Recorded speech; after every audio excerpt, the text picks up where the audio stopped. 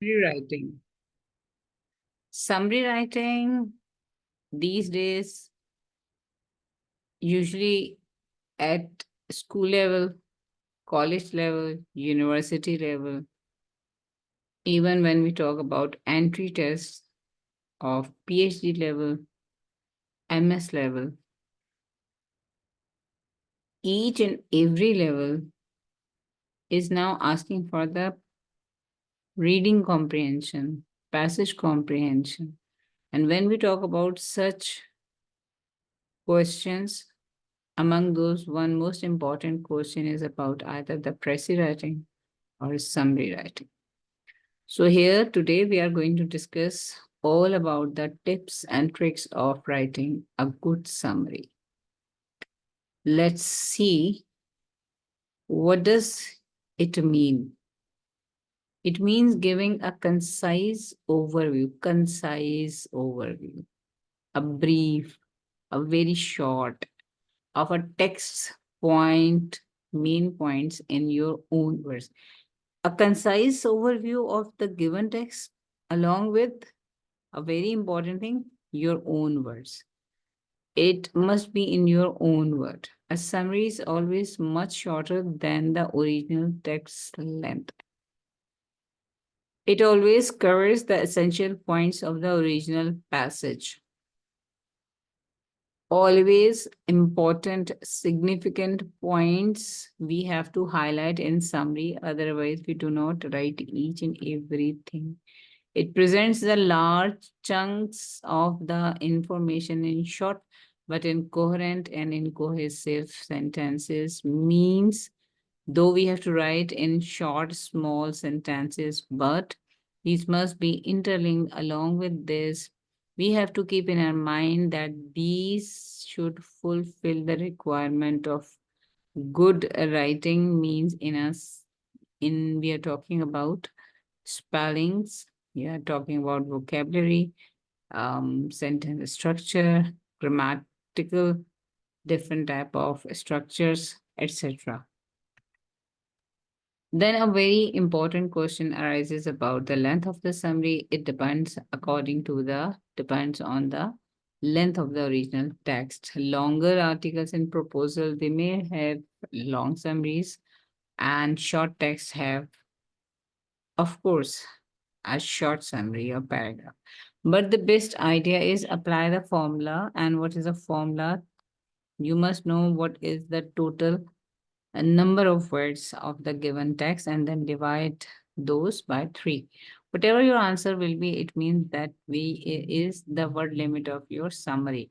For example, do you have 270 word in your text, given text, then divide it by 3 and answer is 90. So it means your word limit for summary writing is 90. Better option is if you work with 85 to 90. Rather than to think about that I may extend it or it would be allowed to me, so might be possible it will be difficult in few situations. Then who can write a good summary? Of course, the one who is a good reader, who is a good writer, the one who have good vocabulary, because here in summary writing, there is another important thing which is always a requisite, that is good vocabulary. Then the one who can imagine things, imagination is also very important. Sometimes when they are failed to imagine, they fail to perceive the idea. Perceive, how can you perceive until unless you are not imaginative. The one who understands what is really important. Yes, because most of the time, why students are failed to write a good summary, because they always have a complaint that Miss, we are failed to understand what is important, what to write and what not to write. Summary writing guideline, read the text, which is very important. Don't be so hasty at the time of writing summary. It's very important to read it twice or thrice times. Usually suggested idea is 3 times. It's a better option if once you start reading. And then you should read article more than once to make sure you have thoroughly understood it. It's often effective to read in 3 stages. 3 stages are: scan quickly, get a sense of its topic and overall shape. Read the article carefully, highlighting important points and taking notes as you are reading side by side. It's good for you if you note down the important points. Then it will be easy for you because sometimes you have a very lengthy paragraph, lengthy text. You have never ever read that before. So then, if you are not writing down the important points, then it will be difficult for you again and again. You need to over and over again, you need to read the passage, and then what will happen? If you are sitting in your home or in your drawing room, that is another cup of tea. But during exams, it is very difficult because you know the time. Time is the most important constraint. So the keep it remember that how you can use your time in a good way. So this is the best way to note down the important points.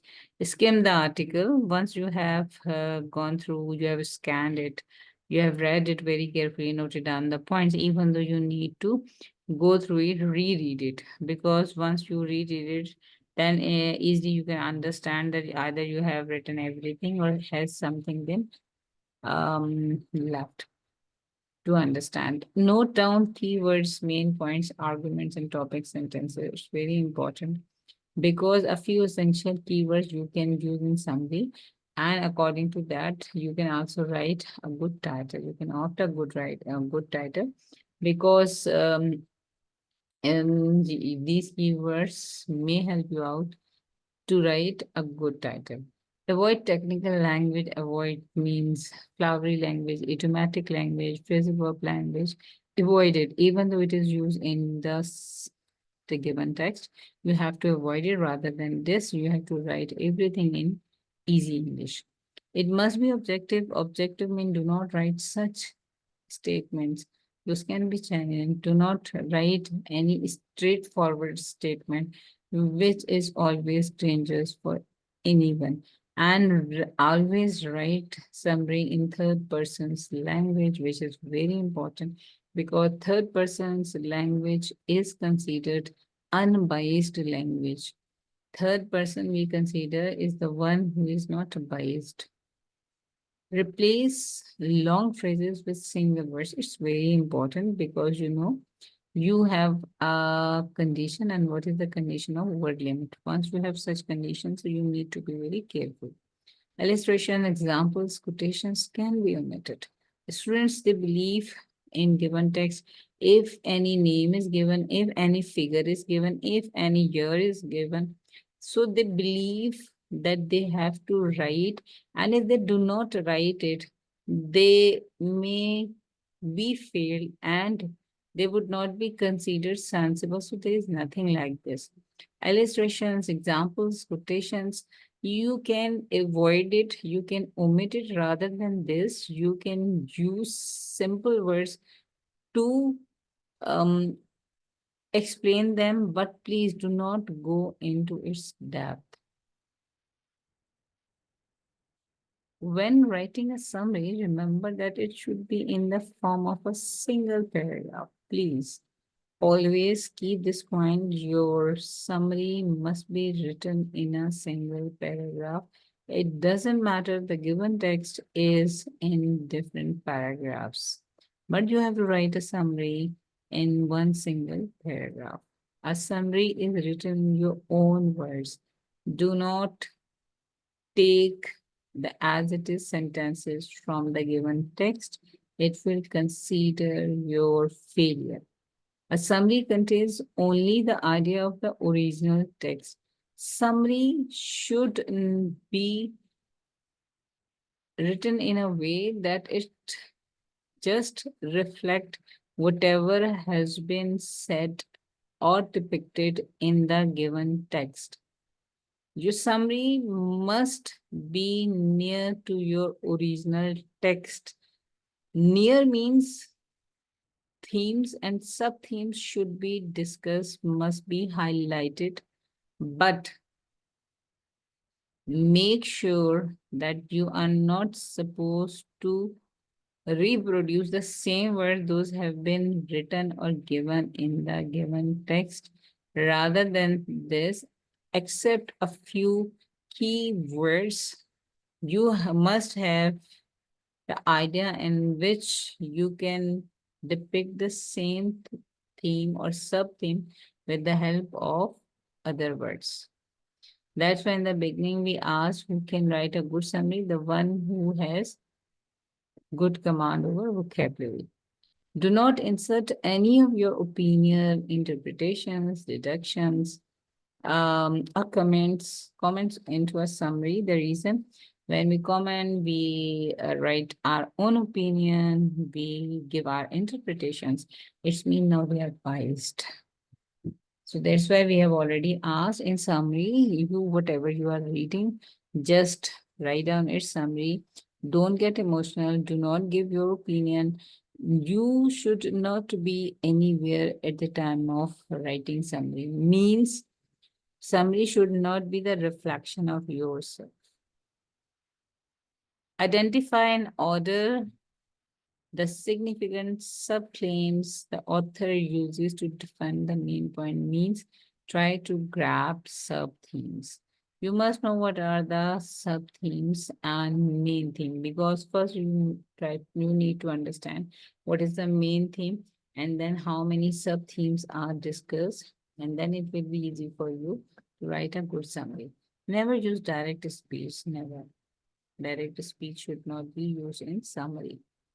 Might be possible in your given text, direct speech is used, but you are not supposed to reproduce the same direct speech. In simplified form, write in your own way. Do not copy and copy paste. Copy pasting, we call it patchwork, which is not allowed. Already it has been discussed that whatever you want to write, without changing the theme or sub-theme or sub-themes, you have to write everything in your own words. Always write the summary from third person's perspective rather than to talk about first or second person, because it is according to academic genre. I and you attitude should be avoided, especially at the time of writing summary. Replace long phrases with words and use participle phrases rather than full clauses, because we have already a limit of words. There is a restriction. So that's why we need to use such things. Those can be a good replacement of long sentences, long structures, or full-fledged clauses. Write a rough draft, which is very, very, very significant. And we always suggest that if you have ample practice before your exams to write a draft, then it is easy for you. During exam might be possible you don't have need to write drafts. Maybe single draft will be enough due to your practice. So write a rough draft, edit it, adjust the length. During exam, the better idea is if in the beginning you write either in a rough column or by using pencil, like, and then write the draft, edit it, and then edit means check what choices have you written each and everything, or God forbid if you have missed something, so you can add it, you can adjust it, spellings, correction of structure, like say type of thing, adjust the length, and then finally finalize this. Compare the summary with a real passage of for accuracy, because maybe you have missed any points. So adjust those all things along with the adjustment of length, then finalize it. And this will be your final draft. Before finalizing, check the draft, spelling errors, punctuation marks, because in language, such things are very important. Even a single punctuation mark may create a problem. So grammatical error, length, everything you have to check before finalizing your summary. And what is this? Throughout, this is the process of editing. Let's take a sample text. This is a sample text of 269 words. And when we divide 269 by 3, So our answer was approximately 85 words. We have written it, the sample summary in 79 words. So 85 and then 79. It's okay, but we have adjusted it. Tips for selecting a title. Title is very important, and I always believe its marks are free if you have simply mentioned it in a proper way. Um, the question is, what can be a title? Title can be a word, a phrase, a short sentence, a proverb, etc. But whatever it will be, must be the reflection of the main theme and sub themes of the given text. Always try to find out the theme, sub themes, or maybe sub theme. Then it will be easy for you to understand and to reproduce or to compose your summary. Then example from textbook. If you just recall your textbooks, I don't think so. That you will be failed to find out example. Definitely, it's a very famous poem by William Wordsworth, one word. Then Stopping by Woods on a Snowy Evening by Robert Frost, a very famous American poet, American romantic poet. Stopping by Woods on a Snowy Evening, what is it? It's a, though it looks like such a long sentence, but it is not a sentence, it's a phrase. Then we have a progress, it's country for me, a short but a complete sentence, and then health is wealth, proverb, but what? It is again a sentence as well. So here are a few examples to tell you, to show you that how you are supposed to mention the title, how you are supposed to opt that title. So title can be a word, phrase, short sentence, proverb, anything, but it must be the reflection of all important themes, sub-themes, sub-themes. How can one find title easily? You can find. It's very easy. First and foremost thing, again, if you're a good reader, writer, then it's very easy for you. And then we have also discussed the imagination. If you are imaginative, might be possible you would be a better title selector. Usually it has been advised that within first three sentences, it's very easy to find out, to grab a title. Or by the end of the text, it is also an easy way to find out the how to opt the title. Otherwise, of course, you are going through the whole text again and again. Of course, it will give you a very good idea about the title section. Always mention title first and summary later on. Simply recall your book. What comes first? Title or text? Of course, title. Title means the topic. So, of course, because why we are suggesting this to you all? Because sometimes during exam, we have a lot of pressure of exam and we forget to mention the title. And so we start writing summary first and we think that later on I will mention it and we forget it. So don't commit such mistake. First mention title and then write down the summary. How to write a summary? Let's have a quick review. A few steps you have to follow, you have to keep in your mind, read the text thoroughly, 2 to 3 times, until unless you understand that what has been asked, what is the message which has been conveyed. Take notes, very important. Here you have gone through any important point, just simply note down. Mark important points, key points. Identify the main arguments. Prepare your draft and then edit it, check it. Write the summary, but meanwhile, you need to focus on other things. Your words should be yours. Language must be very easy to understand. Write, even write in a single paragraph, which is very important. Apply the formula, count the words, divide by 3, and whatever will be your answer, that is your word limit, which is very important. Always mention it in third person's language. Avoid the use of direct speech. These are a few highlighted points, those you need to focus. If you focus, these things will be in your mind, then you would be able to produce a very good summary. What skills are essential to write a summary? Essential skills for writing a summary include a strong reading comprehension to grasp key points.